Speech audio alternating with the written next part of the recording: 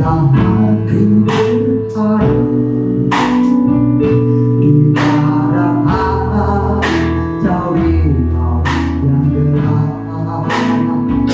Setiap saat waktu tenang, mata surgawi memeliharaku. Aku berharap akan Tuhanku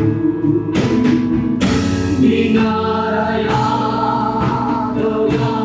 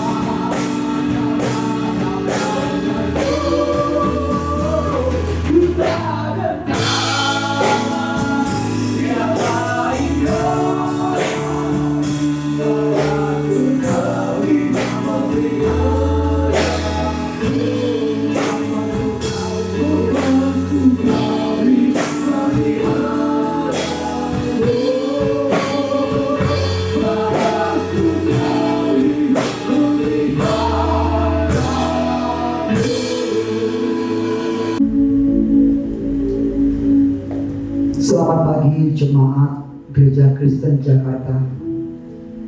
Puji syukur kepada Tuhan kalau pada pagi hari ini kita boleh kembali beribadah walaupun secara live streaming.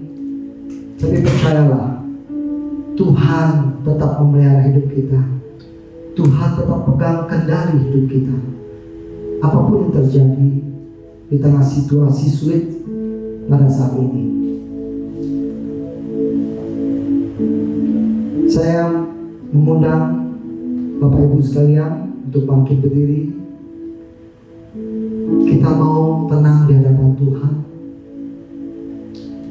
Kita mau mendengarkan suara Tuhan. Kita rindu memuji, memuliakan namanya. Kita akan masuk di dalam saat teduh. Saat teduh dimulai.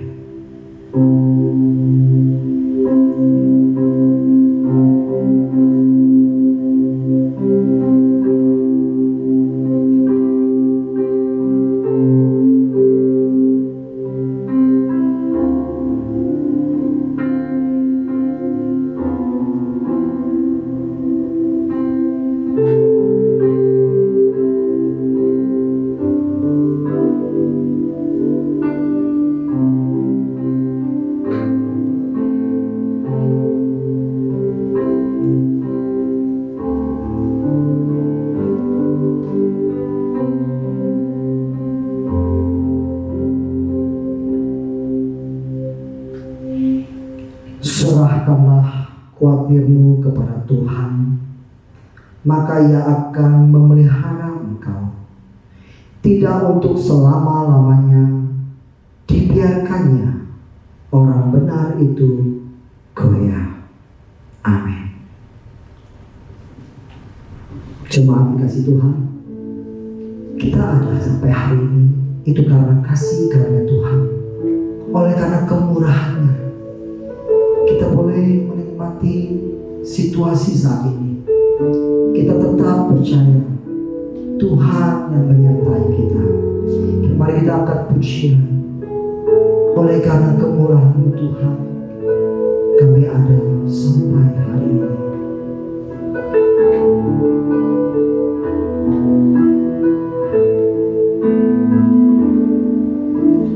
Oleh karena kemurahan Tuhan, kita ada sampai hari ini.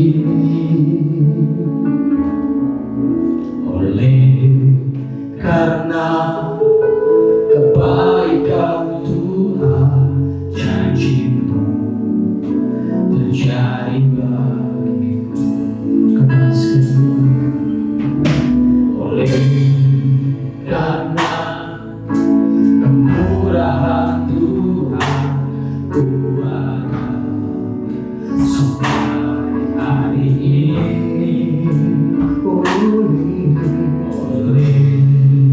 Karena kebaikan Tuhan janji terjadi bagiku.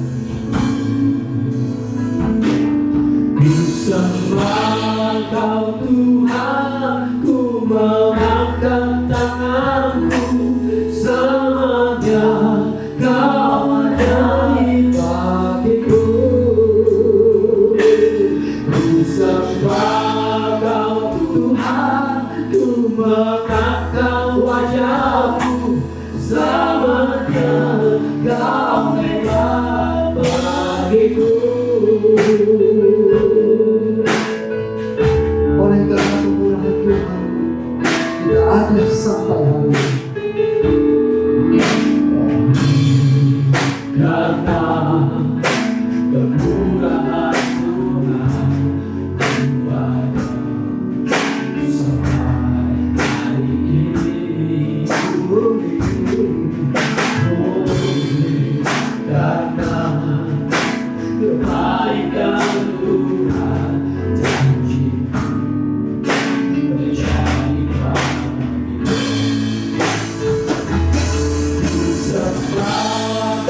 Tuhan, ku mengangkat tanganku, selamanya Kau ajaib bagiku.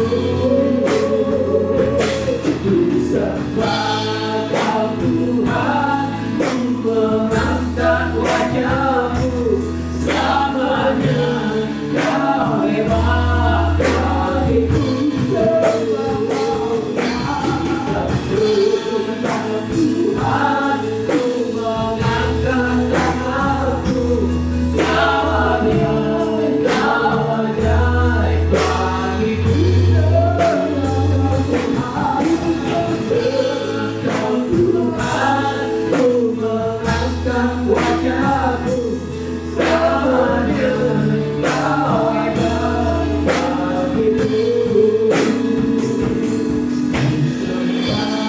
Kau Tuhan, ku mengangkat tanganku, selamanya Kau ajaib bagiku.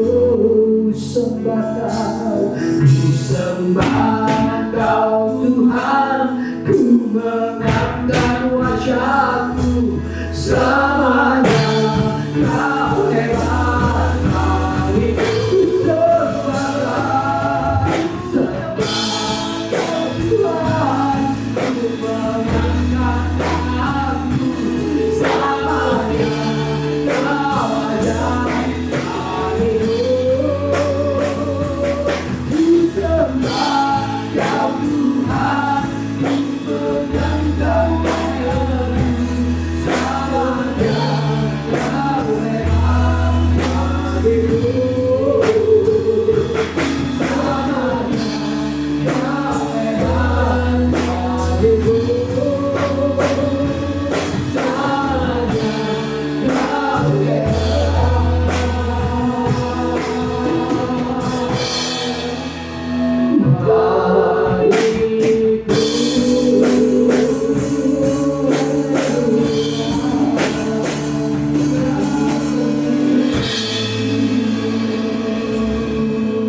Mari kita bersatu di dalam doa. Bapa dalam surga, Tuhan, sungguh kami bersyukur atas kasih setia-Mu. Walaupun dalam situasi yang tidak menyenangkan Tuhan, tapi penyertaan-Mu selalu ada. Di tengah-tengah situasi yang sulit, Engkau tetap hadir berkarya bagi kami Tuhan. Kami tetap belajar bersyukur Tuhan. Kami tetap mensyukuri situasi apapun saat ini Tuhan. Terima kasih untuk kebaikan Tuhan Yesus. Biarlah semua kami, dimanapun kami berada, di rumah kami masing-masing, Tuhan, Engkau hadir. Engkau mempersatukan kami Tuhan di dalam roh.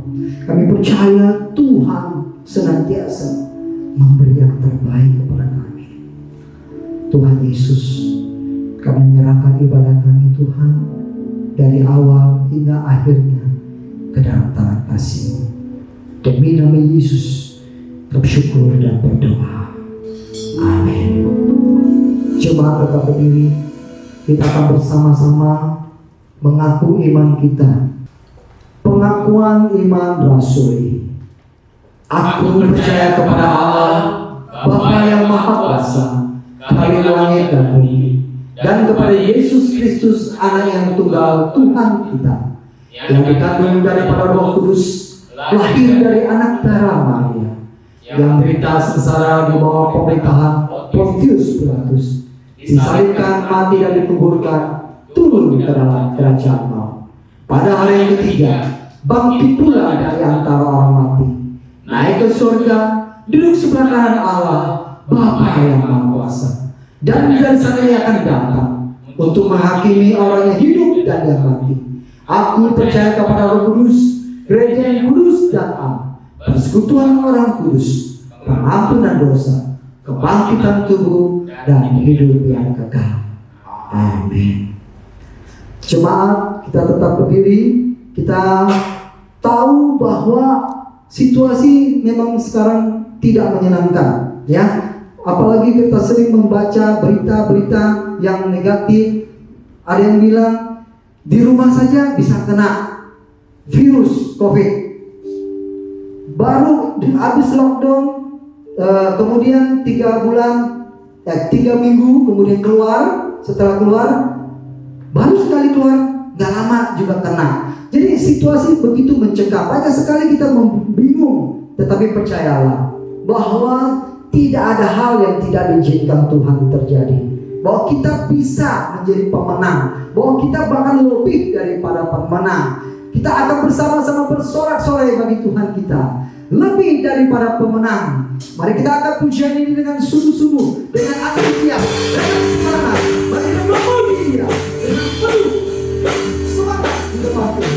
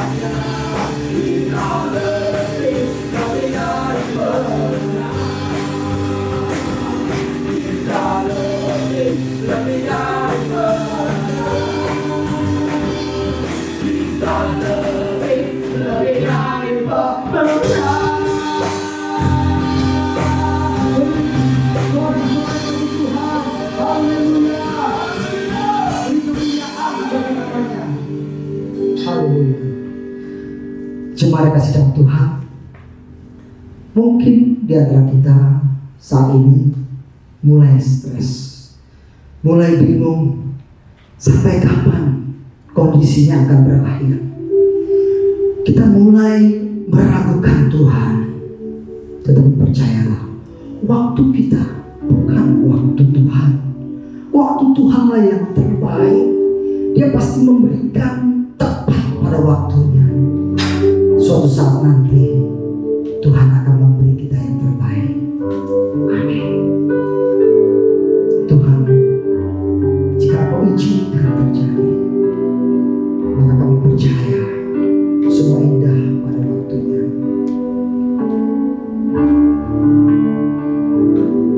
Bila Kau izinkan sesuatu terjadi, ku percaya semua untuk kebaikanku.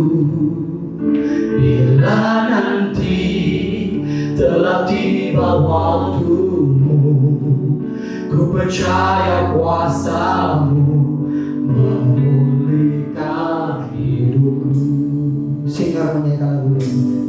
Bila Kau izinkan sesuatu terjadi, Tetap kita percaya ku percaya semua untuk kebaikanku.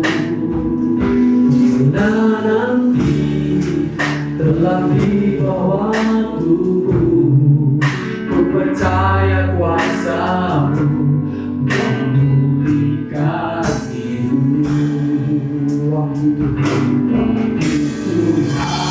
Tuhan pasti yang terbaik, walau kadang tak mudah dimengerti. Lewati cobaan, ku tetap percaya waktu Tuhan pasti yang terbaik. mungkin hari ini kita bingung kapan kondisinya akan berakhir. Kita berharap semua cepat-cepat normal kembali, tapi kita tahu Tuhan yang menentukan. Bila Kau izinkan sesuatu terjadi,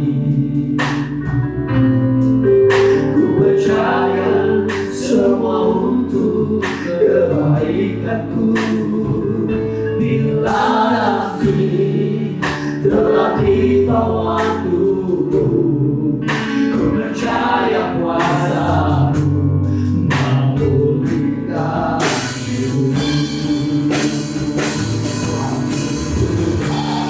Kasih yang terbaik, walau kami tak mengerti, masih dalam kekerjaan, Tapi satu hal kami tahu Tuhan,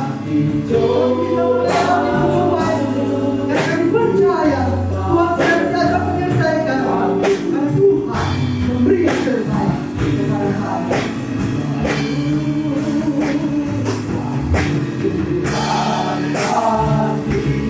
yang terbaik, walau kadang ragu lagi mengerti, lewati cobaan, ku tetap percaya waktu Tuhan pasti yang terbaik. Lewati cobaan, ku tetap percaya waktu Tuhan pasti yang terbaik. Lewati cobaan, ku tetap percaya waktu Tuhan pasti yang terbaik.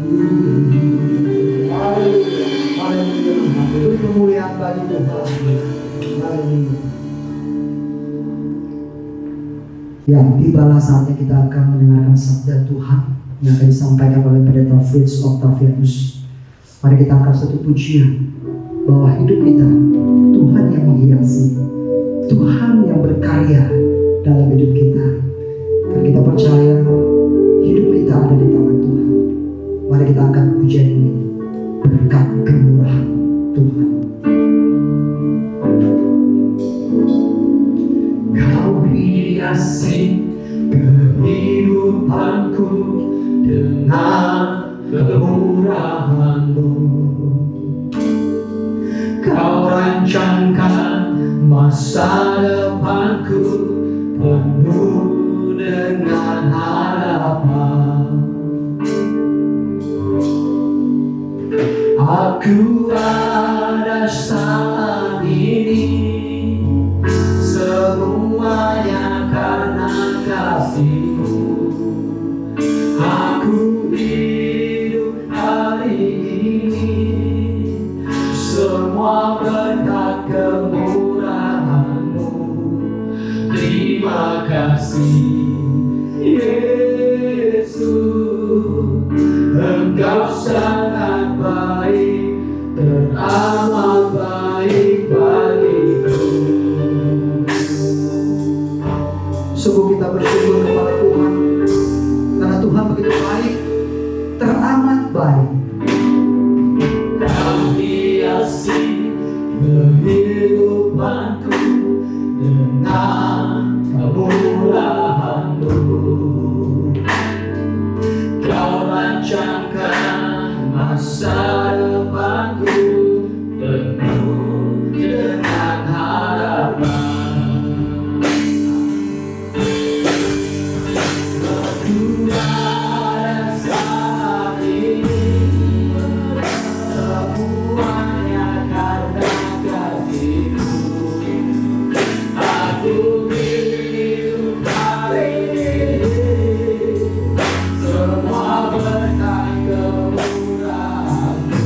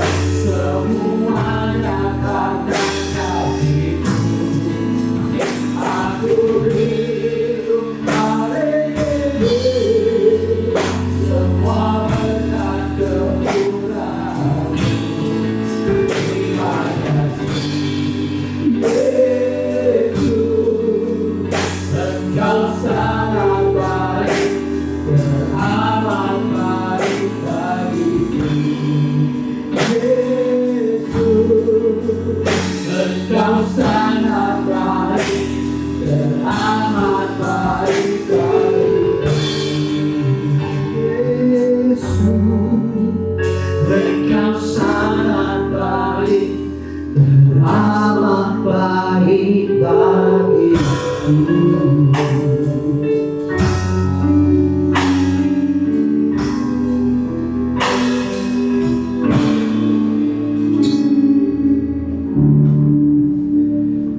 berdoa.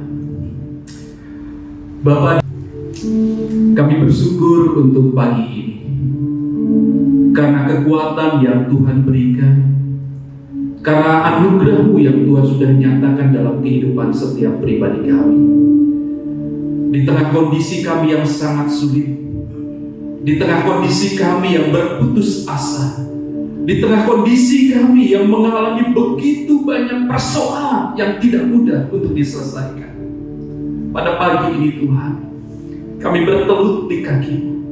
Kami mau berkata kami membutuhkan Engkau. Kami membutuhkan kasih karunia. Kami membutuhkan kekuatan-Mu. Bahkan kami membutuhkan kebenaran firman yang akan mampu menolong kami untuk melewati masa yang sulit ini Tuhan.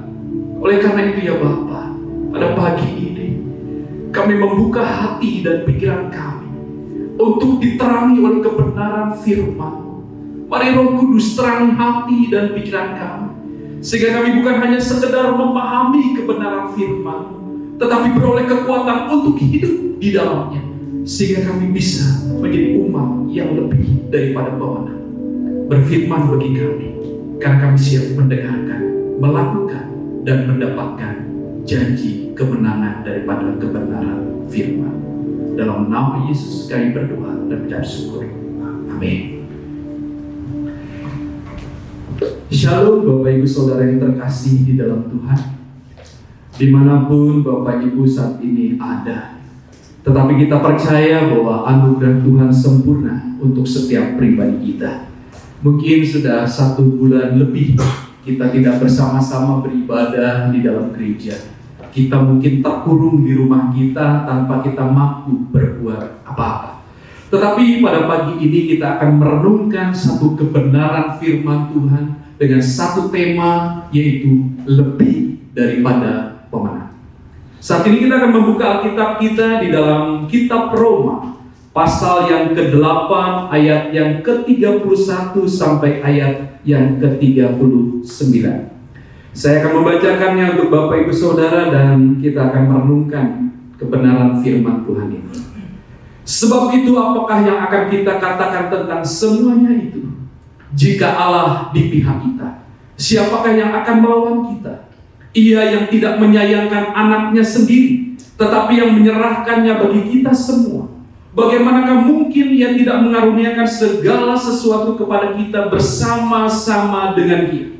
Siapakah yang akan menggugat orang-orang pilihan Allah?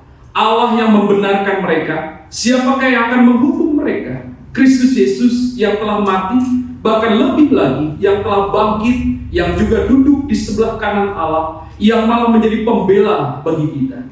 Siapakah yang akan memisahkan kita dari kasih Kristus? Penindasan atau kesesakan, atau penganiayaan, atau kelaparan, atau ketelanjangan, atau bahaya, atau pedang. Seperti ada tertulis, oleh karena engkau kami ada dalam bahaya maut sepanjang hari.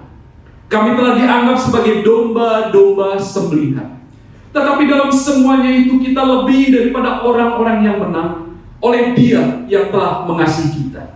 Sebab aku yakin bahwa baik maut maupun hidup, baik malaikat-malaikat maupun pemerintah-pemerintah, baik yang ada sekarang maupun yang akan datang, atau kuasa-kuasa, baik yang di atas maupun yang di bawah, ataupun sesuatu makhluk lain, tidak akan dapat memisahkan kita dari kasih Allah yang ada dalam Kristus Yesus Tuhan kita. Bapak Ibu Saudara yang terkasih dalam Tuhan, tahun 1985 ada seorang petinju yang fenomenal yang muncul dan menjadi seorang yang begitu luar biasa. Dengan latar belakang seorang berandalan, kemudian akhirnya dia ditemukan oleh seorang pelatih dan dijadikan menjadi petinju profesional. Dia bernama Mike Tyson. Sepanjang tahun 1985 sampai 1990, tidak ada yang bisa mengalahkan Mike Tyson ini. Bahkan 95% kemenangannya berakhir dengan kemenangan KO. Sehingga semua orang ketakutan. Semua petinju termasuk Michael Spink yang pada waktu itu menjadi juara dunia harus kalah hanya di dalam satu ronde. Sehingga pada akhirnya semua petinju sudah ragu, sudah gentar terlebih dahulu untuk menghadapi Mike Tyson ini.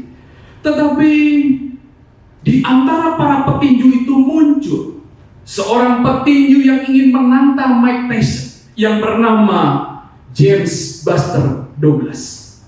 Petinju yang boleh dikatakan memiliki pengalaman lebih daripada Mike Tyson. Sehingga pada akhirnya orang memprediksi tetap bahwa James Buster Douglas ini akan terpukul kalah oleh Mike Tyson. Sehingga akhirnya pertandingan itu berlangsung di tahun 1990. Bahkan akhirnya dalam beberapa ronde James Buster Douglas terpukul jatuh dan mendapatkan hitungan daripada wasit. Tetapi yang menarik bagi saya adalah bagaimana James Buster Douglas kembali bangkit, kemudian akhirnya kembali bertanding, bahkan sampai akhirnya dia bisa memukul kalah Mike Tyson. Di dalam olahraga maraton ada istilah yang bernama nafas kedua, di mana ketika seorang pelari itu berlari sepanjang arena, kemudian di pertengahan jalan biasanya pelari-pelari maraton itu mengalami yang namanya kelelahan, yang mengalami nafas yang tersengal-sengal.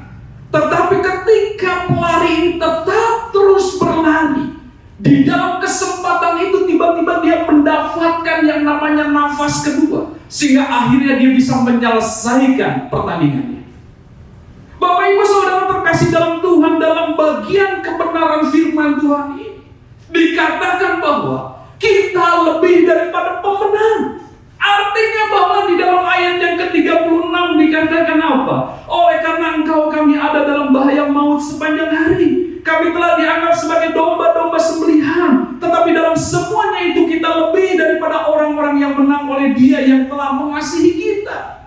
Seperti James Buster Douglas, dia lebih daripada pemenang. Kenapa? Karena dia mengalami kondisi yang sangat sulit. Dia sudah terpukul, jatuh, tetapi dia bangkit kembali dan akhirnya menjadi lebih daripada pemenang. Dalam bagian firman Tuhan ini juga dikatakan bahwa kita seperti domba-domba sembelihan. Tetapi lihat di sini ada perbedaannya.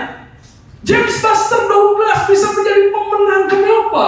Karena dia terus menyemangati dirinya. Ada daya juang yang luar biasa. Tetapi dalam bagian firman Tuhan ini berkata bahwa kita menjadi umat yang lebih daripada pemenang, pribadi yang lebih daripada pemenang, bukan karena daya juang kita, bukan karena kekuatan kita, bukan karena kepandaian kita, tetapi firman Tuhan berkata, oleh karena kasih Allah.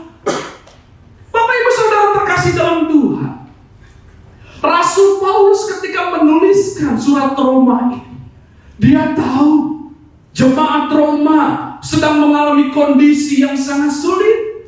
Mereka bukanlah jemaat yang besar. Mereka beribadah di dalam rumah-rumah sama seperti kita pada saat ini.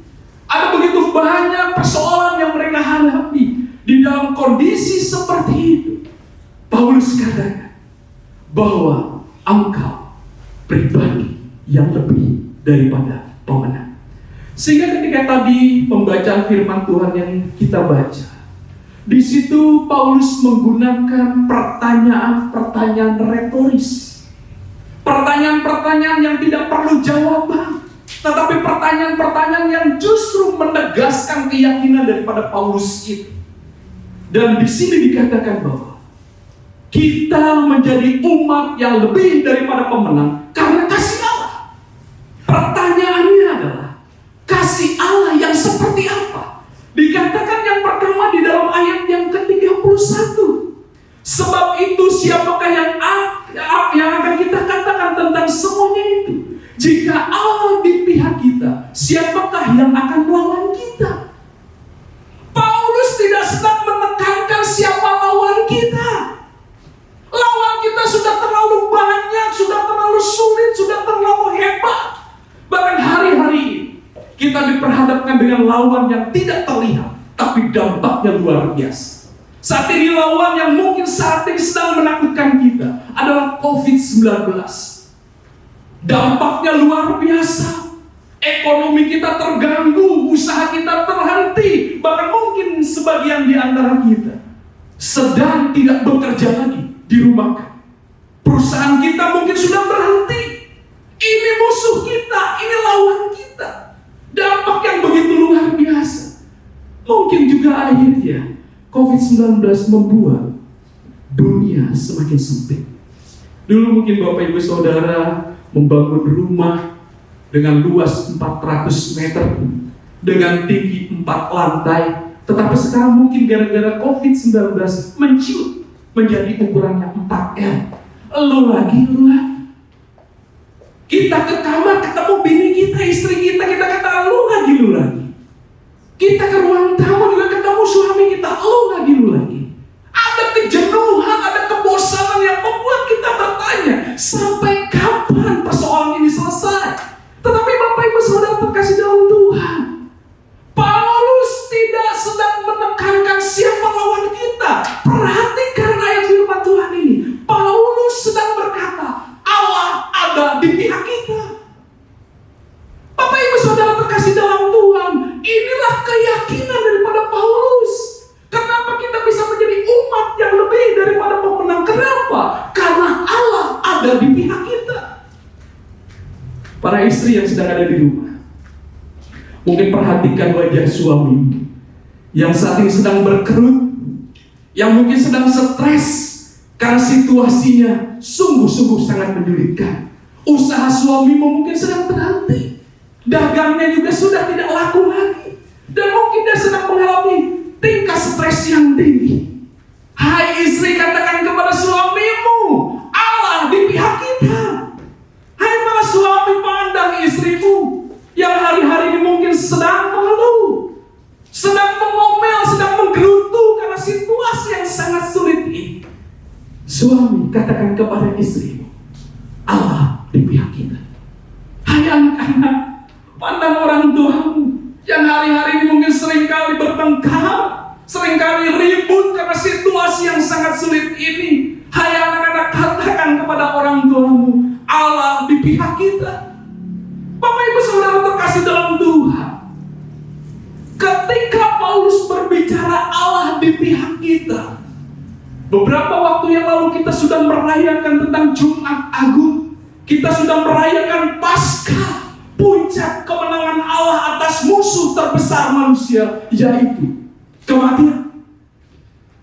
Paulus katakan di dalam surat Korintus, musuh terakhir yang dikalahkan oleh Yesus adalah kematian. Artinya bahwa di dalam Yesus Kristus sebenarnya sudah tidak ada lawan lagi. Semua sudah dikalahkan. Hari-hari ini kita mungkin sedang mengalami situasi yang sangat sulit. Kita sudah mungkin putus asa. Kita ingin mengibarkan bendera putih. Firman Tuhan pagi ini meneguhkan buat kita, Allah ada di pihak kita. Dan Allah akan terus berikan kekuatan kepada setiap pribadi kita untuk menanggung situasi yang sangat sulit ini.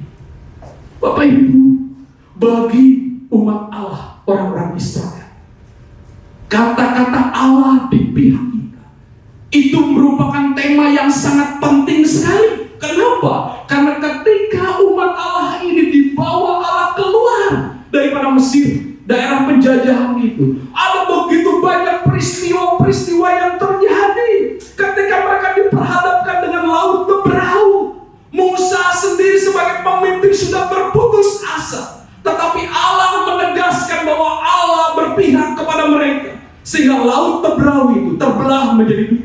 Bahkan dalam perjalanan mereka ada tiang awan dan tiang api yang menggambarkan bahwa Allah selalu bersama dengan mereka. Bapak Ibu, kemenangan-kemenangan umat Allah atas bangsa-bangsa yang ingin mengalahkan mereka, yang begitu besar kekuatannya, tetapi akhirnya bisa dikalahkan oleh umat Israel. Kalau mereka tahu, mereka yakin mereka percaya Allah ada di pihak mereka. Bapak Ibu Saudara terkasih dalam Tuhan, saya sangat terinspirasi sekali dengan seorang misionaris yang bernama David Livingstone. Dia seorang yang berasal dari Skotlandia, terpanggil untuk melayani Tuhan, memberitakan Injil kepada orang-orang yang ada di Afrika. Dia lebih masuk lagi ke dalam, bahkan jalur perjalanan penginjilannya itu dijadikan jalur sutra perdagangan oleh orang-orang Eropa ketika masuk ke Afrika. Selama 16 tahun David Livingstone melayani, memberitakan Injil, keluar masuk hutan, bahkan dia juga akhirnya diancam oleh penyakit malaria dan juga binatang-binatang buas yang ada pada saat itu. Sehingga akhirnya setelah 16 tahun dia melayani, dia kembali ke Skotlandia. Ketika alma mater dia, Glasgow University, tahu bahwa dia ada, dipanggillah David Livingstone itu untuk memberikan semacam kesaksian kepada mahasiswa-mahasiswa yang saat itu sedang berkumpul.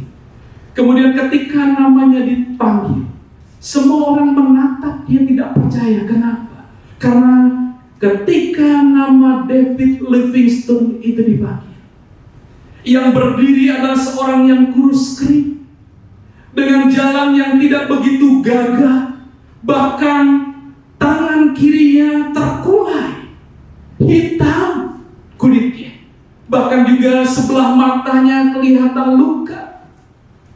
Dan akhirnya ketika dia berjalan ke atas panggung, semua orang menatap tidak percaya. Kemudian akhirnya ketika dia berdiri, David Livingstone menceritakan tentang pengalaman penginjilan dia di Afrika. Ada begitu banyak kesulitan yang dia dapat. Dia katakan kenapa badannya kadang miring kanan miring kiri, karena penyakit malaria. Bahkan telinganya juga terganggu satu karena penyakit malaria. Demam tinggi yang dia alami. Sebelah matanya tertusuk dahan kering ketika dia masuk ke dalam hutan. Bahkan tangan kirinya juga itu diterkam oleh singa. Satu situasi yang sangat sulit yang dialami. Tetapi akhirnya David Livingstone katakan, walaupun kesulitan ini saya hadapi, tetapi saya sangat bersukacita dalam pelayanan ini. Bahkan beberapa bulan yang akan datang, saya akan kembali lagi ke Afrika untuk memberitakan Injil. Dan saat ini saya mau katakan, apa yang membuat saya kuat, apa yang membuat saya bisa bertahan dalam panggilan ini, karena ada satu pribadi yang berjanji kepada saya bahwa dia akan menyertai saya sampai kesudahan zaman. Bapak Ibu Saudara terkasih dalam Tuhan, hari-hari ini mungkin sulit bagi kita. Kita sudah kehabisan akal, kita sudah tidak tahu cara bagaimana lagi. Tapi firman Tuhan katakan bahwa kita adalah pribadi yang lebih daripada pemenang. Kenapa? Karena kasih Allah. Kasih Allah yang seperti apa? Allah yang berpihak kepada kita. Dia akan terus menyertai kita sampai kesudahan zaman. Inilah yang menguatkan, meneguhkan jemaat Roma ketika Paulus berkata bahwa kita lebih daripada pemenang. Hari ini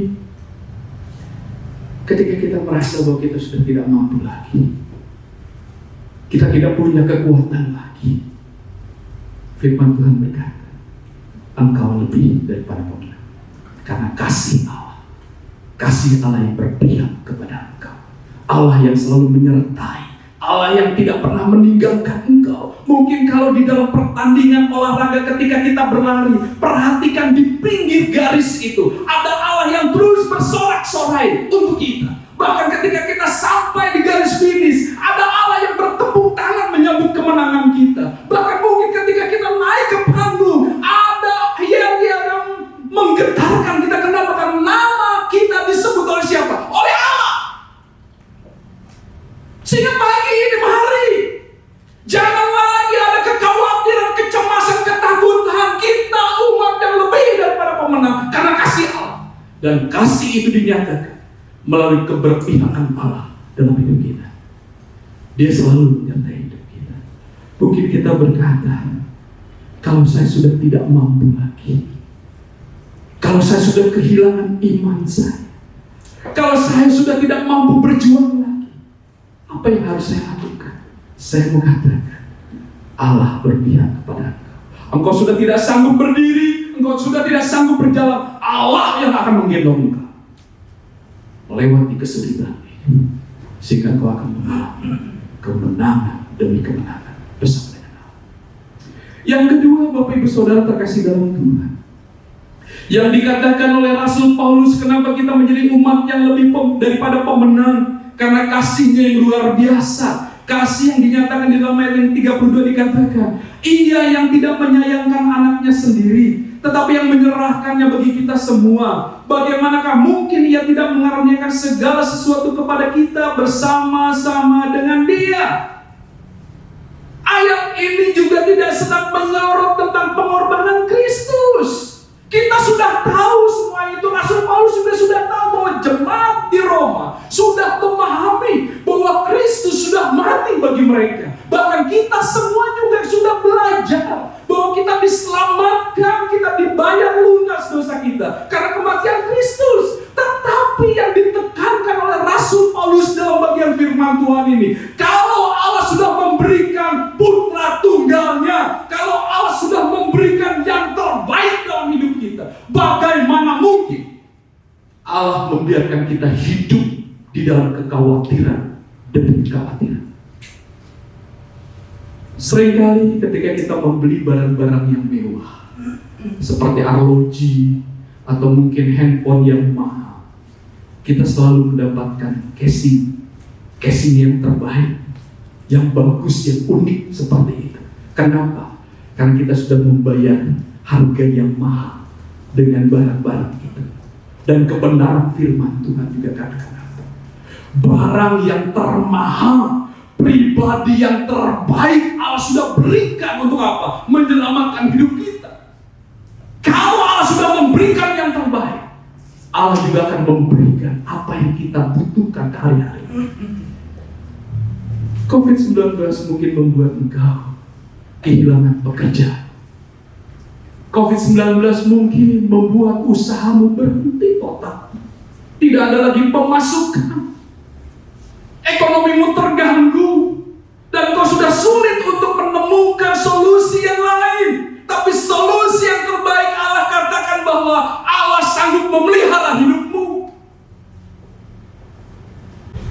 Perjalanan bangsa Israel selama 40 tahun di padang gurun membuktikan pemeliharaan Allah yang sempurna di dalam masalah makanan. Ketika mereka ingin makan daging, Allah mengirimkan burung puyuh dari surga. Ketika ingin mereka memakan roti, Allah memberikan mana dari surga. Dari sisi pakaian, Allah memberikan pakaian yang tidak pernah lekang oleh waktu. Selama 40 tahun pakaian itu tetap terbaik. Artinya bahwa apapun keadaan kita yang sangat sulit hari-hari ini, percayalah, Allah sanggup memelihara hidupmu, memberikan yang terbaik dalam hidupmu. Kalau Yesus sudah diberikan di atas kayu salib untuk mati menebus hidup kita, Allah berjanji, Allah juga akan memelihara hidup kita. Paulus mau tekankan dalam ayat ini, kalau Allah sudah memberikan Yesus untuk menebus dosa-dosa kita, mana mungkin Allah mengabaikan doa kita? Kalau Allah sudah memberikan Yesus mati di atas kayu salib, bagaimana mungkin Allah membiarkan kita hidup di dalam kecemasan, ketakutan, dan kekhawatiran? Pernah satu kali Bapak Ibu, terjadi satu kebakaran di sebuah rumah, di sebuah kampung. Dan ternyata akhirnya seisi rumah itu terbakar. Dan semua orang sudah pasrah. Tetapi tiba-tiba mereka mendengar ada satu teriakan anak kecil dari rumah itu. Dan mereka semua kebingungan. Tiba-tiba ada seorang pria menerobos pintu yang terbakar itu. Kemudian tanpa mempedulikan tubuhnya sendiri, dia terus berlari mencari anak kecil itu. Dan akhirnya dia menemukan anak itu duduk di sudut dengan ketakutan. Dan dia pergi berlari memeluk anak itu. Dan akhirnya membawa keluar anak itu. Dan ketika dia berlari keluar itu, tiba-tiba ada sebatang balok yang jatuh penuh dengan bara dan membakar tubuhnya. Kemudian akhirnya dia keluar dan anak itu selamat. Kemudian pria ini melihat bahwa anak ini sudah tidak memiliki siapa-siapa. Dia katakan bahwa aku akan mengadopsi anak ini menjadi anakku. Bapak Ibu, setelah beberapa minggu kejadian itu, tiba-tiba pria ini menemukan anak kecil itu sedang menangis di sudut. Kemudian pria itu menghampiri anak kecil itu. Apa yang membuat engkau sedih? Engkau masih ingat orang tua? Anak kecil itu menangis. Kemudian apa yang membuat engkau menangis sedih seperti itu? Dan anak kecil dikatakan, aku takut untuk masa depanku. Siapa yang memberi makan ke depan? Siapa yang menyekolahkan? Pria itu menangis dan memeluk anak itu dan berkata, engkau lihat luka di punggungku yang tertimpa balok yang terbakar itu. Aku sudah menyelamatkan engkau dengan mengorbankan nyawaku. Bagaimana mungkin saya tidak akan memelihara hidupmu ke depan? Saya yang akan bertanggung jawab untuk memberi kau makan. Saya yang akan bertanggung jawab untuk menyekolahkan engkau sehingga engkau punya masa depan yang luar biasa. Dan firman Tuhan katakan Allah lebih daripada itu. Allah yang sudah memberikan Yesus untuk mati di atas kayu salib tidak akan pernah mungkin membiarkan kita hidup di dalam ketakutan, kecemasan, dan kekhawatiran. Ada janji kebenaran firman Tuhan ini yang membuat akhirnya kita harus berpikir dengan penuh keyakinan bahwa kita lebih daripada pemenang, bukan karena keadaan kita hari ini, tapi karena pertolongan Tuhan yang akan datang di dalam seluruh kehidupan kita. Sehingga apapun persoalan kita, kita akan bisa menang atas semuanya itu. Dan apapun yang menjadi kebutuhan kita, Allah yang sanggup memberikan yang terbaik dalam hidup kita. Kemudian yang ketiga, Bapak Ibu Saudara terkasih dalam Tuhan, ayat yang ke-33 sampai 34 berkata demikian. Siapakah yang akan menggugat orang-orang pilihan Allah? Allah yang membenarkan mereka. Siapakah yang akan menghukum mereka? Kristus Yesus yang telah mati, bahkan lebih lagi yang telah bangkit, yang juga duduk di sebelah kanan Allah, yang malah menjadi pembela bagi kita. Bapak, Ibu, Saudara terkasih dalam Tuhan, Allah yang memberikan kemenangan itu adalah Allah yang membebaskan kita dari rasa bersalah. Mungkin hari ini para suami merasa beban yang begitu berat. Engkau merasa bersalah karena engkau sudah tidak mampu lagi menghasilkan uang. Dan juga mungkin ada rasa bersalah yang saat ini ada di dalam kehidupan para istri yang sudah tidak lagi bisa mengelola keuangan karena memang sudah tidak ada. Rasa bersalah itu sudah dihapuskan di atas kayu salib.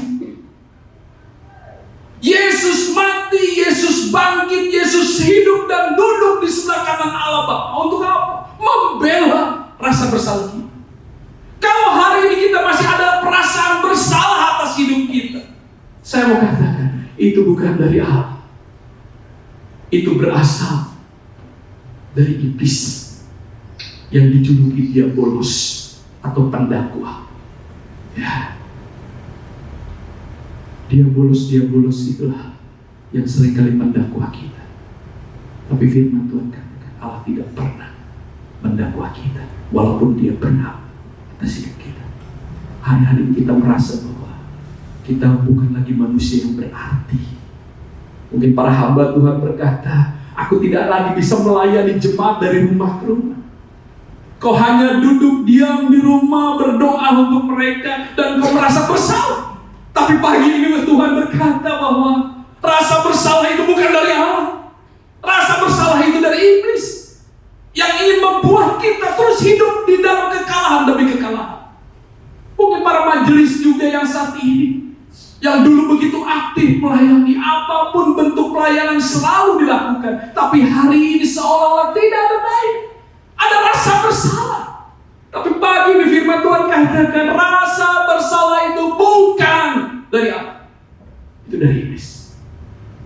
Bebaskan itu, lepaskan itu, sehingga kau tetap bisa bersuka cita di dalam perjalanan iman ini. Situasi boleh sulit, tetapi ketika kita percaya ada damai sejahtera Allah dalam hidup kita, kita bisa menikmati hari-hari ini. Bapak Ibu, damai sejahtera yang diberikan oleh Allah bukanlah damai sejahtera yang biasa, tapi damai sejahtera yang melampaui akal budi kita. Pernah satu kali di sebuah kota, seorang saudagar kaya mengumpulkan para pelukis-pelukis yang terbaik yang ada di kota itu. Kemudian dia membuat sayembara, siapa yang lukisannya terbaik, dia akan mendapatkan separuh daripada hartanya.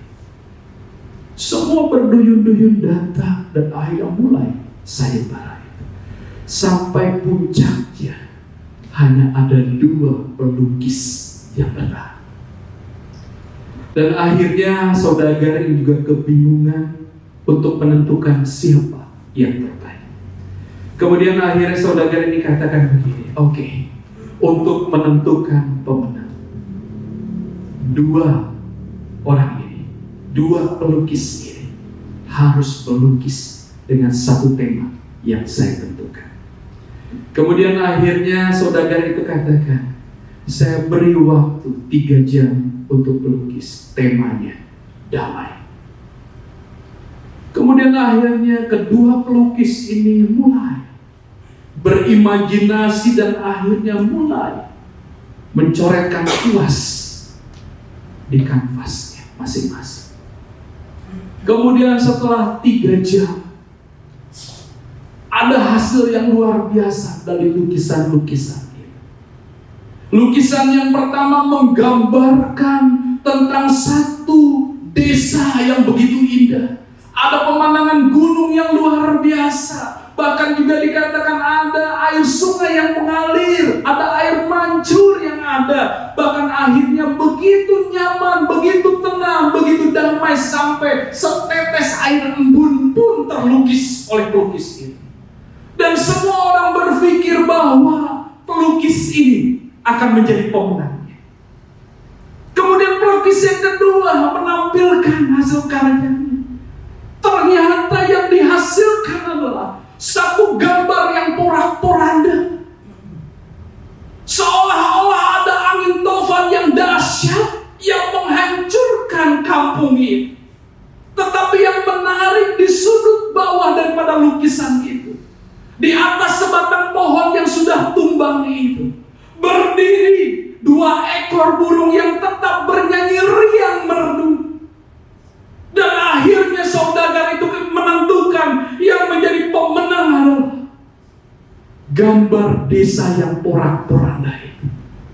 Kemudian mereka bertanya semua, apa alasannya? Alasannya dia katakan bahwa damai yang sejati itu bukan ada di luar, tapi damai yang sejati itu ada di dalam.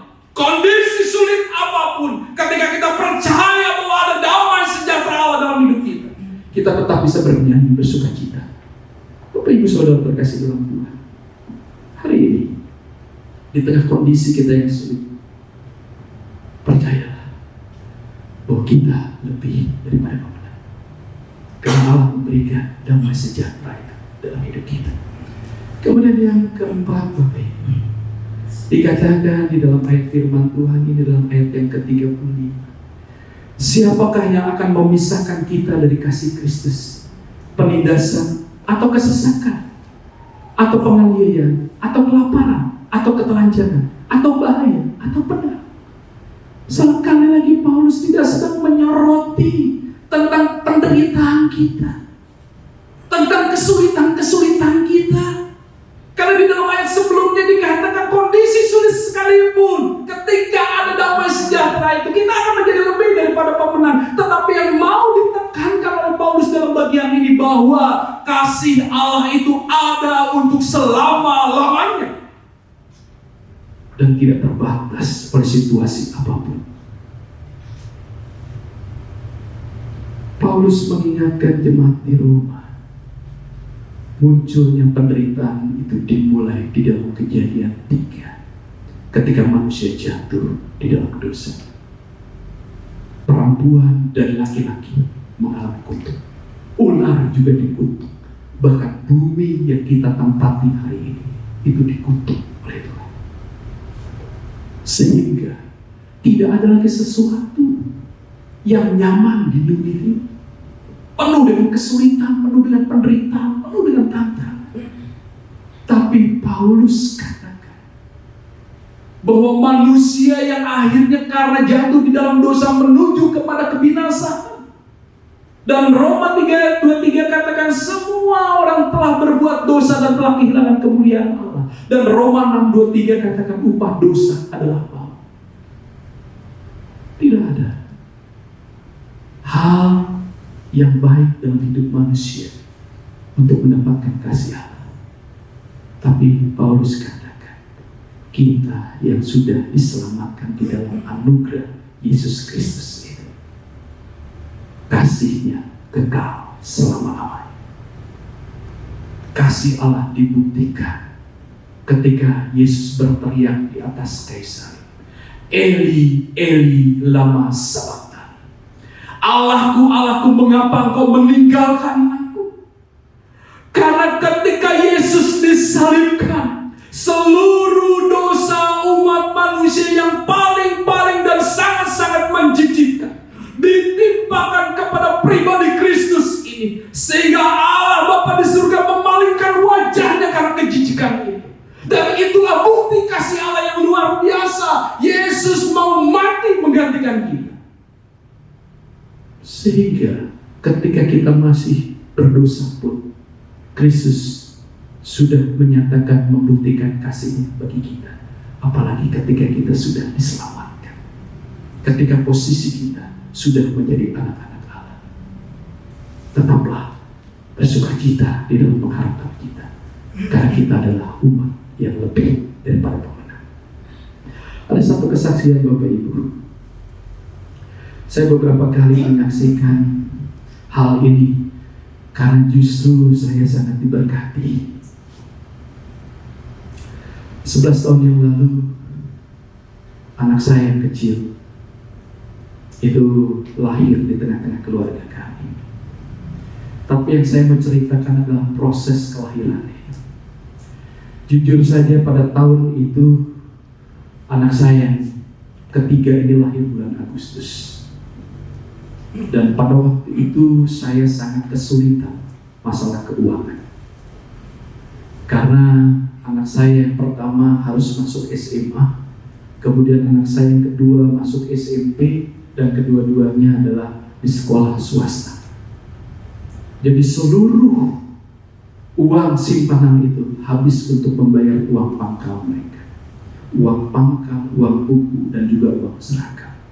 Sehingga akhirnya yang ada di dompet saya itu tinggal 100.000. Dan pada hari itu, hari Jumat, saya masih ingat, kami pergi ke Bogor untuk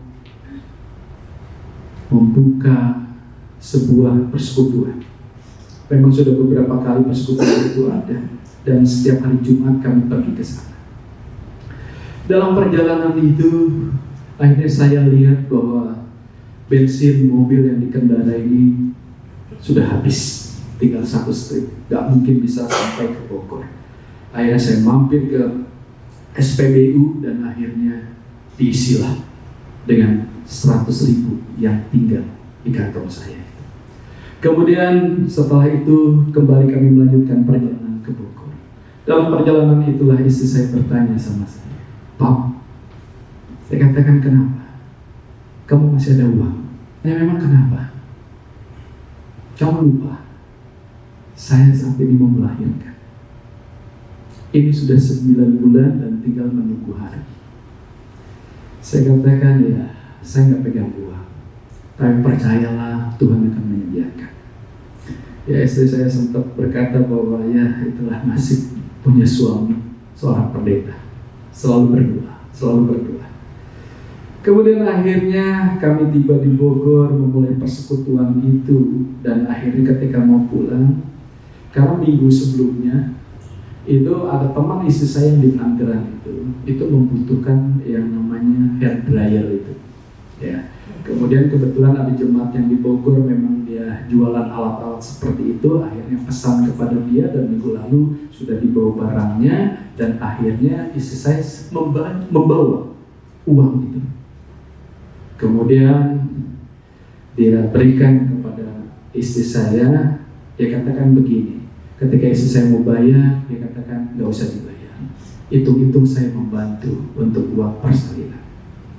Bapak Ibu, saya menyebutkan nominalnya untuk menyatakan kasih Allah yang luar biasa. Pada waktu itu hair dryer itu harganya 600.000. Jadi istri saya sudah pegang 600.000. Kemudian kami pulang dan di jalan saya katakan kepada istri saya, "Lihat, Tuhan berperkara." Tapi istri saya katakan, "Masih kurang. Di bidan aja 900.000 di bidan. Ini masih 600.000. Saya katakan nanti Tuhan akan sediakan. Akhirnya sampai rumah, tidak terjadi sesuatu apapun. Kemudian akhirnya karena Sabtu Minggu kami harus juga makan, dan terpakailah uang istri saya itu 100.000. Hari Senin tinggal 500.000. Kemudian akhirnya sorenya istri saya katakan dia terasa gak nyaman dengan perutnya.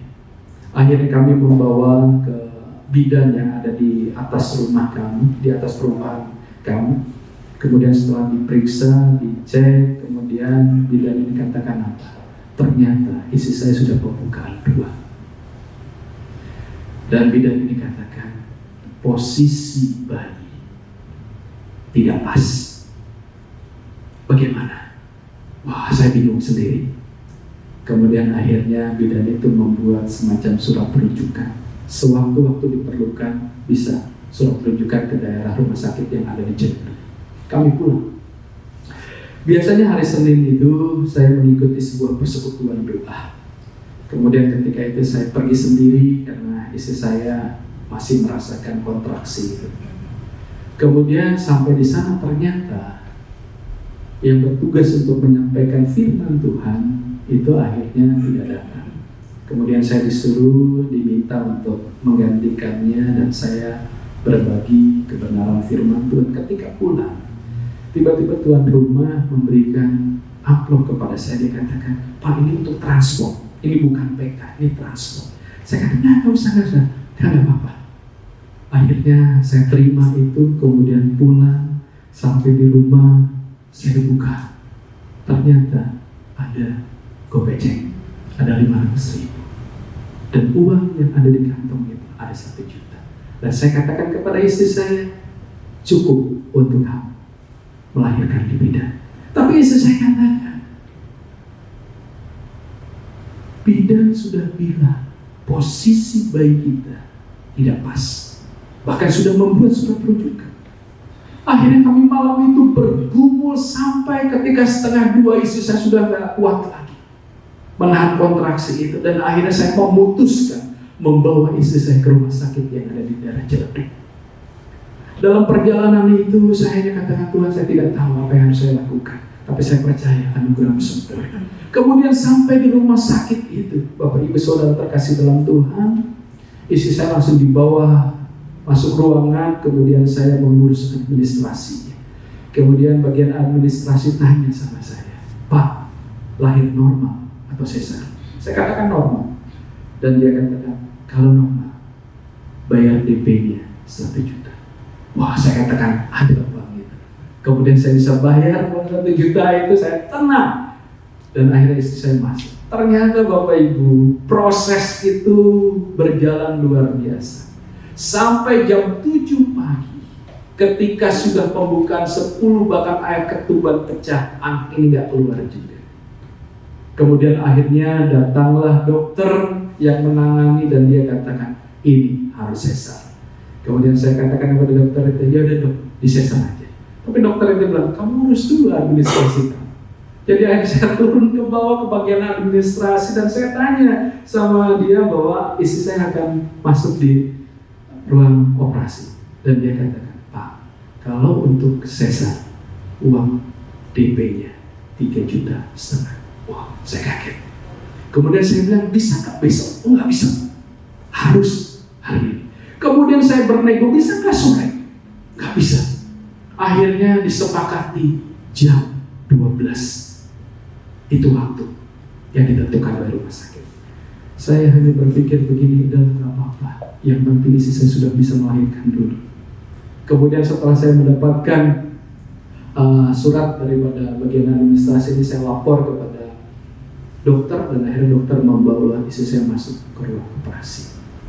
Ya, 1 jam kemudian muncullah anak ketiga itu dan saya katakan pantas saja. Ternyata beratnya itu 3,95, hampir 4 kilo. Ya. Kemudian panjangnya 52 cm. Wah, ini bayi raksasa. Pantasan nggak bisa keluar, Bapak Ibu. Kemudian akhirnya saya melihat itu, mulai berpikir, ya saya harus segera pulang. Kemudian saya pulang, sampai di rumah saya membawa motor yang ada waktu itu. Saya pergi ke dealer-dealer untuk menawarkan menjual motor saya. Dan rata-rata dealer katakan, Pak, sebentar lagi Lebaran. Mereka semua cari motor-motor baru, bukan second. Akhirnya gak laku, Bapak Ibu. Saya pulang sampai rumah dan saya lihat sudah jam 10:20. Saya hanya bertanya, Tuhan, kalau Engkau memang mau mempermalukan saya, gak apa-apa. Saya paling hanya datang ke rumah sakit dicaci maki. Kenapa? Karena tidak menepati janji. Kemudian akhirnya ketika saya lihat sudah 10:30 lewat, saya pergi ke rumah sakit dengan mengendarai mobil. Kemudian ketika di sebuah lampu merah, tiba-tiba HP saya berbunyi. Saya berpikir, wah ini jawaban Tuhan.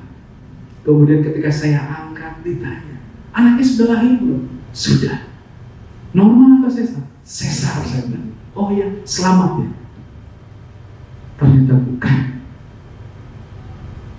Setelah lampu merah saya terus berjalan, saya berpikir bagaimana ketika saya mau belok ke rumah sakit itu, tiba-tiba nomor telepon yang sama menelpon saya lagi. Dan dia tanya, kamu ada di mana? Saya katakan, saya mau masuk rumah sakit. Langsung aja ke kantor saya. Nah kebetulan karena dia kantornya di daerah Meruya, saya langsung lurus pergi ke Meruya. Kemudian sampai di kantornya, ternyata satpam sudah dipesankan, sudah ditunggu. Kemudian saya naik ke lantai 5, bertemu dengan pribadi itu. Dan ketika saya mau duduk, udah kamu nggak usah duduk, langsung diberikan satu amplop dan dia katakan, silakan, kamu urus. Terima kasih, udah nggak usah terima kasih, urus istri. Kemudian Bapak Ibu Saudara terkasih dalam Tuhan, saya buru-buru pulang dan akhirnya kembali ke rumah sakit. Dan saya lihat ketika saya masuk ke rumah sakit itu jam 12:01. Kemudian saya masuk ke ruang administrasi dan saya tanya, berapa yang saya harus bayar? Karena rujukan itu harusnya 11 juta lebih karena surat rujukan, jadi saya hanya bayar 7.200.000. Kemudian ketika saya membuka amplop itu, ternyata jumlahnya 7 juta. Saya bayar, ada sisa yang saya kantongi dan saya menangis untuk kasih pulang. Kemudian saya naik ke atas, masuk ke ruangan istri saya. Dan akhirnya ketika melihat istri saya, langsung memeluk dia dan berkata, Tuhan itu baik. Dan istri saya katakan, memang Tuhan itu baik, tapi aku itu suami yang jahat. Saya kaget, kenapa? Karena ternyata habis dia operasi, dia nggak bisa bergerak sama sekali. Dia mau minum susah. Ya, nggak ada lagi tetangga yang ada di situ. Di ruangan itu dia sendiri, dia nggak bisa ambil minum sendiri. Kemudian saya ceritakan tentang kasih Tuhan. Kemudian dia minum. Ketika kami sedang berbicara seperti itu, tiba-tiba ada suara bayi menangis. Kebetulan kamar istri saya bersebelahan dengan kamar bayi itu. Dan istri saya katakan kepada saya, itu anak kita. Saya katakan bukan. Itu banyak bayi yang berulah. Kemudian ngobrol lagi dan terdengar lagi suara bayi. Dan istri saya katakan, itu anak saya. Saya enggak, masih banyak anak-anak yang bisa. Sampai akhir ketiga kali saya katakan, itu anak kita. Dengan rasa penasaran, saya pergi ke ruang sebelah. Dan saya bertanya kepada suster, Sus, yang menangis itu anak siapa? Kemudian suster itu masuk ke dalam dan akhirnya dia katakan, Pak, ternyata anak Bapak yang menangis. Kemudian dibawalah bayi itu ke samping istri saya, diletakkan di sampingnya dan akhirnya dipeluk. Kemudian setelah suster itu pergi, saya bertanya sama istri saya, kok kamu tahu bahwa anak kita yang menangis? Dan istri saya katakan, aku yang melahirkan. Aku merasakan apa yang dirasakan oleh anakku. Bapak Ibu Saudara terkasih dalam Tuhan, firman Tuhan berkata bahwa ketika kita sudah diselamatkan, kita menjadi anak-anak Allah. Allah tahu ketika engkau menangis, Allah tahu ketika engkau berputus asa, Allah tahu ketika engkau ingin meninggalkan imanmu, Allah tahu semuanya. Tapi Allah bukan hanya sekedar tahu. Allah ingin memberikan kemenangan di dalam hidup. Kemenangan yang akhirnya membuktikan bahwa engkau adalah umat yang lebih daripada pemenang. Tetap pegang pengharapan ini. Allah ada di pihak kita. Allah memenuhi seluruh keperluan kita. Allah membebaskan kita dari rasa bersalah, bahkan memberikan damai sejahtera kepada setiap pribadi kita. Dan Allah mengasihi kita selama-lamanya, tidak terukur oleh situasi yang sangat sulit sekalipun. Situasi sulit hari ini justru akan membuktikan bahwa kasih Allah yang ada dalam hidup kita adalah kasih yang hebat. Mari kita bahwa Yesus memberi kemenangan.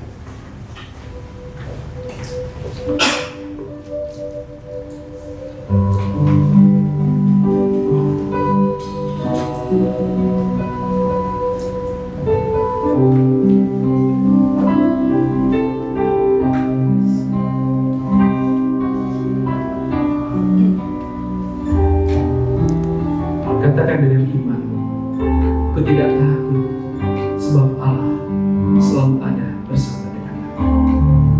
Aku tidak takut, sebab Kau besertaku. Ku tidak bimbang, sebab Engkau Allahku. Engkau meneguhkanku, bahkan menolongku. Kau batu karangku, Yesus Tuhan. Yesus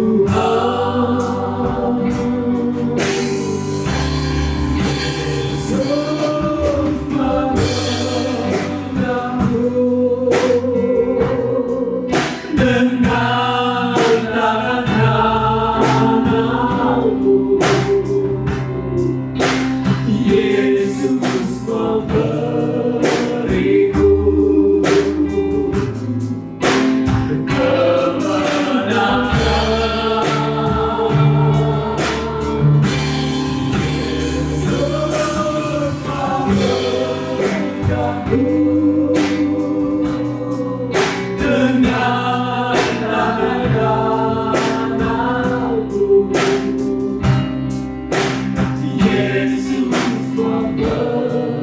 beriku.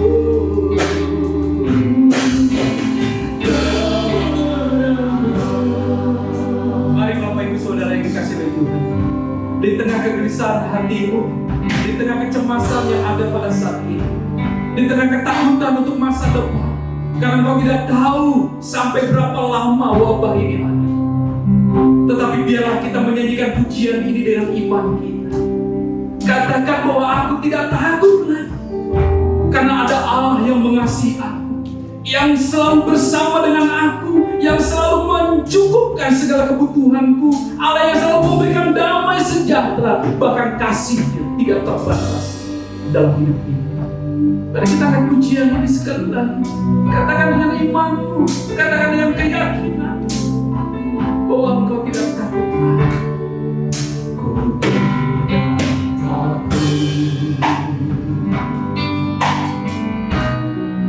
Sebab Kau besertaku,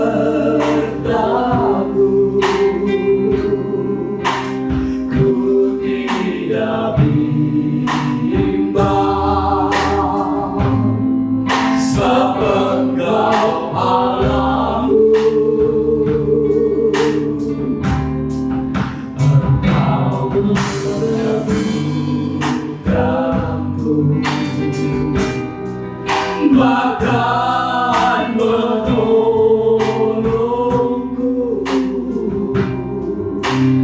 Kau batu karangku,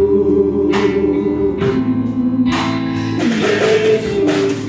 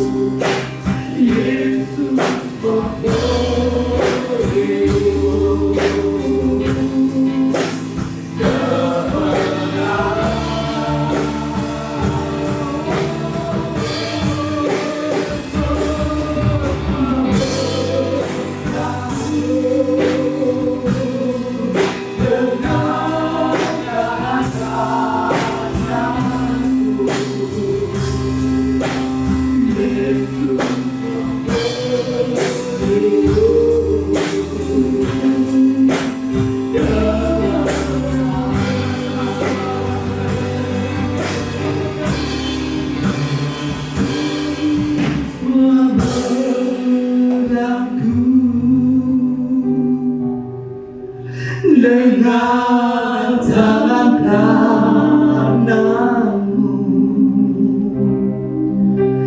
Yesus memberiku kemenangan.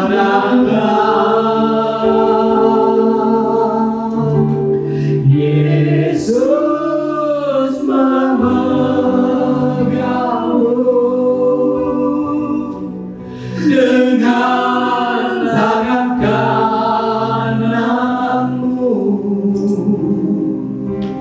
Yesus memberiku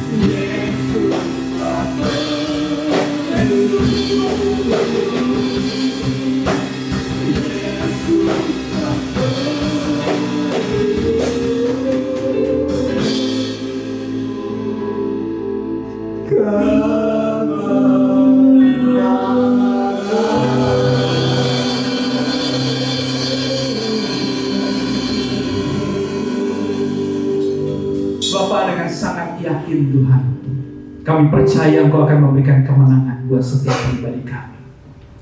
Di tengah situasi yang sangat sulit ini, kami tahu kasih-Mu tidak ada batasnya. Engkau selalu bersama dan selalu ada untuk kami. Segala kebutuhan kami percaya Engkau adalah gembala kami. Dan kami percaya Engkau akan terus memberikan sukacita damai sejahtera di tengah kondisi seperti ini. Oleh karena itu ya Bapa, mataikan kebenaran firman-Mu di dalam hati dan pikiran kami, sehingga kami bisa menjalani hari-hari kami ke depan, bukan lagi dengan ketakutan, bukan lagi dengan kecemasan, bukan lagi dengan kekhawatiran, tetapi dengan satu keyakinan, Allah telah memberikan kemenangan dalam hidup kami. Terima kasih Bapa. Dalam nama Yesus kami berdoa dan mengucap syukur. Amin.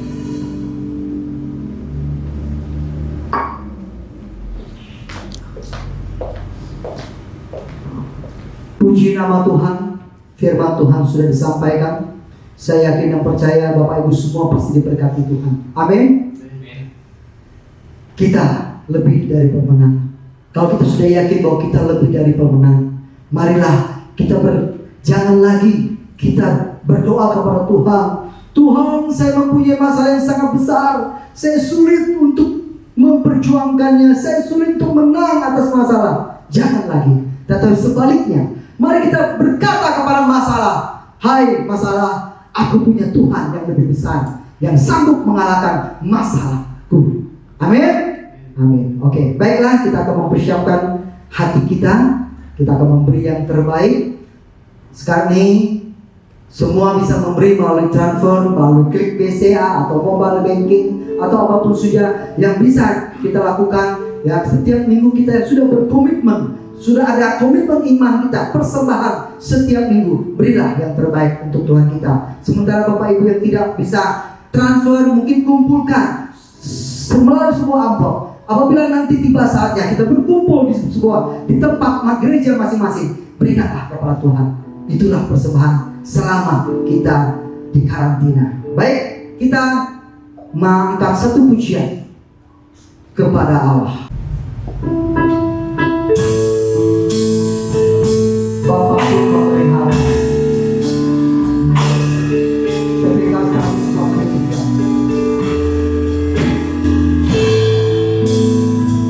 kepada yang aku berharap, di dalam jauhi kau yang gelap, setiap saat waktu tenang, maka surgawi memeliharaku. Aku berharap menempatkan Tuhanku di raya dengan kau betul.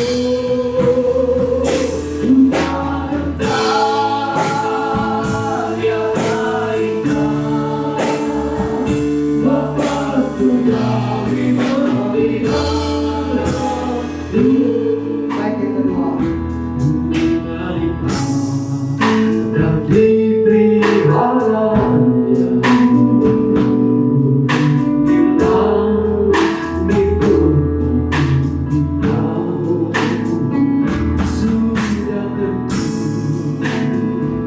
termasuk Bapa Surgawi.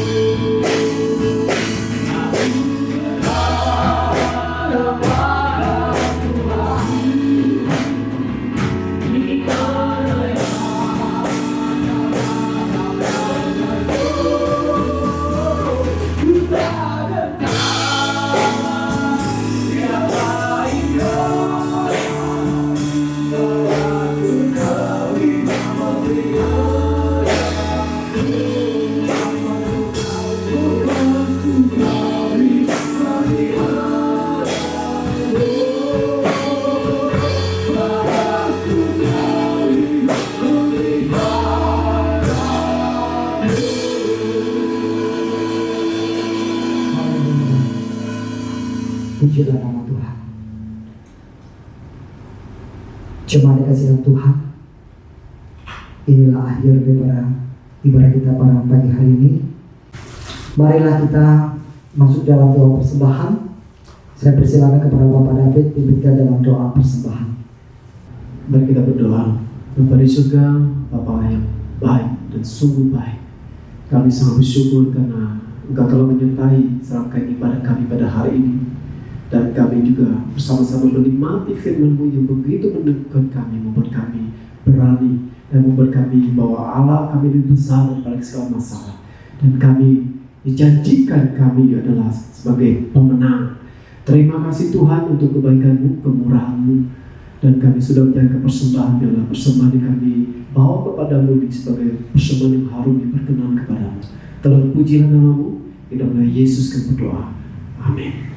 Jemaat bangkit berdiri, kita akan angkat doksologi. Kita akhiri ibadah kita pada siang hari ini. Doa berkat sampai ada kita Felix Octavianus.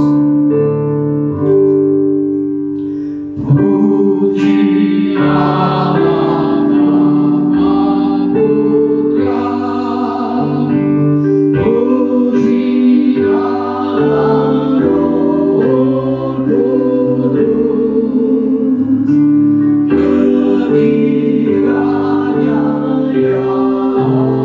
yang esa, pohon sama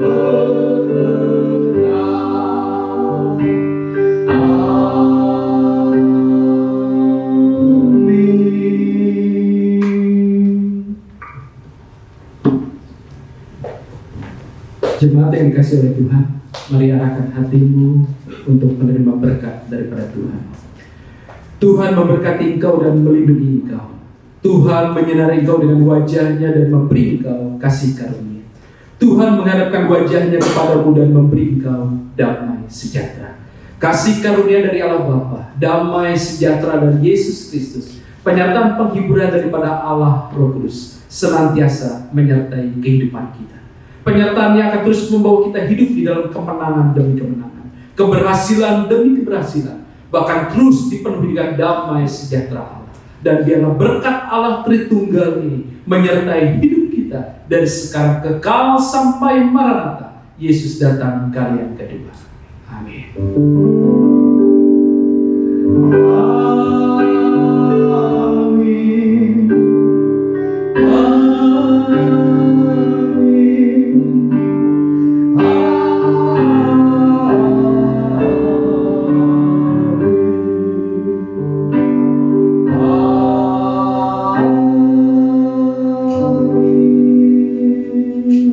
Mari kita mengambil waktu sejenak untuk bersatu dulu.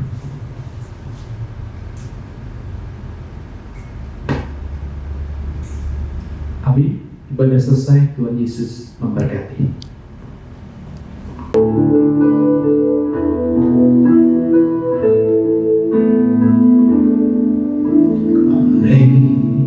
karena kemurahan Tuhan ku ada sampai hari ini. Oleh karena kebaikan Tuhan, janji-Mu terjadi bagiku. Katakan sekali. Oleh karena kemurahan Tuhan, ku ada sampai hari ini. Oleh karena kebaikan Tuhan, janji terjadi bagiku. Ku sembah Kau Tuhan, ku mengangkat tanganku, selamanya Kau ada di bagiku. Ku sembah Kau Tuhan, ku mengangkat wajah-Mu, selamanya